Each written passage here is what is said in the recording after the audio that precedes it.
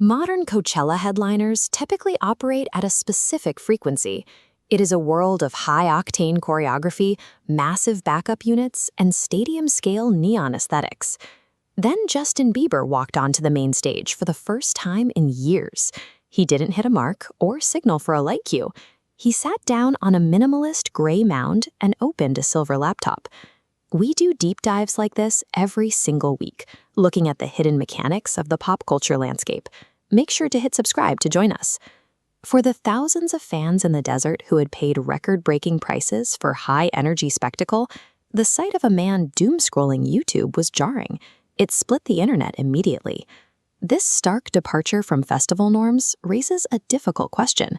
We have to decide if this was a low-effort cash grab or a calculated attempt to change how live music functions in a digital age. The setting only added to the scrutiny.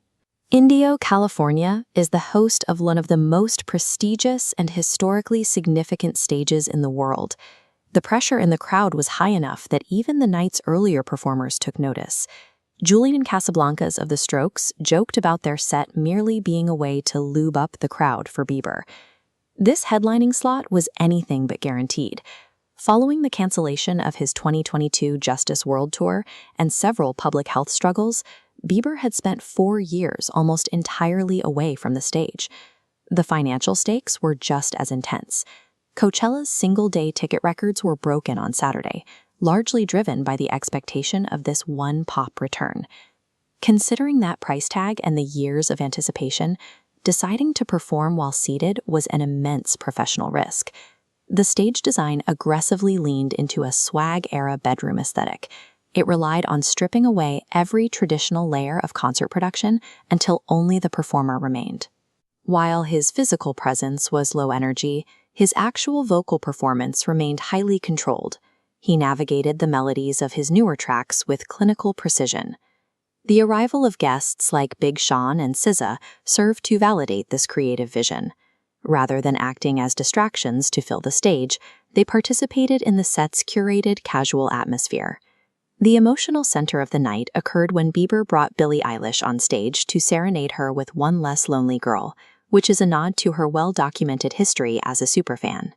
These creative choices moved the event away from a massive concert and toward an intimate jam session. It successfully reframed the crowd from passive observers to people invited into a private space. This shift is a direct reflection of stream culture. It represents a generational move away from rehearsed broadcast perfection in favor of raw, unedited parasocial intimacy. Bieber's laptop setup mirrored the aesthetic and psychological structure of a Twitch streamer's Just Chatting format. He actively searched for his own music videos on YouTube, effectively hosting a reaction stream to his own career for a crowd of 100,000 people. He spent the entire set harmonizing with his 13-year-old self. It was a moment that directly subverted the modern fear of being cringe by embracing his earliest viral origins. Critics who viewed the performance as lazy overlooked the audience psychology at play. In a digital landscape, projecting effortless authenticity has become a powerful form of cultural currency. By the time Weekend 2 arrived, the data favored his gamble. The audience response was euphoric, and the performance dominated global social media trends. The commercial impact followed immediately. A minimalist update to his official website sparked a global frenzy as fans raced to RSVP for potential future tour dates. This performance allowed Bieber to reclaim his origins as YouTube's original golden child, reconciling his public history with a new, more sustainable way to perform. Bieber demonstrated that in a world of maximalist spectacle, the most captivating thing an artist can offer is the courage to simply be present.